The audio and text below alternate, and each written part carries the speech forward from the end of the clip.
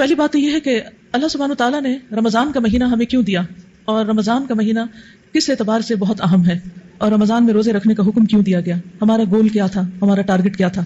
رمضان کا مہینہ پہلی امتوں کے لیے نہیں تھا، روزے تو پہلی امتوں پر فرض تھے لیکن رمضان کے روزے فرض نہیں تھے۔ اس کی جو بھی فضیلت ہے، اہمیت ہے، برکت ہے، اور اس میں اجر و ثواب اور خیر و بھلائی ہے، وہ امت محمد صلی اللہ علیہ وسلم کے لیے ہے۔ رمضان کی اہمیت قرآن کی وجہ سے ہے، شہر رمضان الذی انزل فیہ القرآن، کہ اس میں قرآن اتارا گیا۔ پھر اس خاص رات جس میں قرآن اتارا گیا وہ کون سی رات ہے؟ لیلۃ القدر۔ کیا ہے لیلۃ القدر؟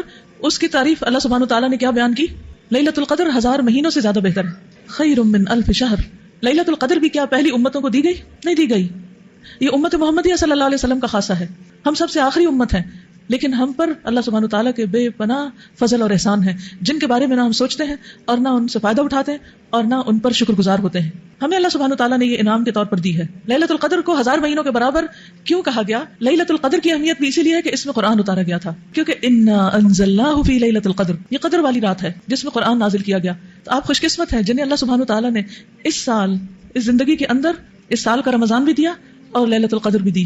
1000 مہینے کے برابر ایک رات، یعنی اگر کوئی 1000 مہینے تک عبادت کرتا رہے تو اس کا جو اجر و ثواب ہوگا وہ اس شخص کے برابر ہوگا جو اس ایک رات میں عبادت کرتا ہے۔ جو اس سے محروم رہا وہ کس سے محروم رہا؟ ہر خیر و بھلائی سے محروم رہا، گویا اس کے پلے میں کوئی خیر نہیں آئی۔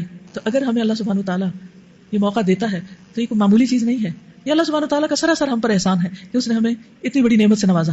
پچھلی امتوں کی عمریں لمبی ہوتی تھی، حضرت نوح علیہ السلام اور اس کے علاوہ جو پیغمبر تھے ان کی عمریں طویل تھیں۔ اب اگر ان میں سے کسی نے 1000 سال عبادت کی ہو تو ہم تو نہیں کر سکتے وہ۔ اب تک کی بھی جتنی زندگی ہمیں ملی ہے اس میں ہماری نمازوں کا حال کیا ہے، ہمارے ذکر اذکار کی کیفیت کیا ہے، ہماری تلاوت قرآن کتنی ہے۔ اب دیکھیے کہ ہم میں سے کس کی عمر 83 ایئرز ہے، اور وہ بھی وہ 83 ایئرز کے وہ ہم عبادت میں ہی گزارے۔ اگر ہم سب غور کریں تو ہم سب کی عبادات کس درجے کی ہیں؟ تو جس امت پر اللہ تعالیٰ نے اتنا بڑا احسان کیا ہو اس کا کیا فرض بنتا ہے کہ وہ اس احسان کا شکر کیسے ادا کریں اپنی زندگیوں میں حقیقی معنوں میں تبدیلی لانے کے لیے۔ تو رمضان کے روزے کس لیے تھے؟ 1 ورڈ، صرف ایک لفظ چاہیے، تقویٰ۔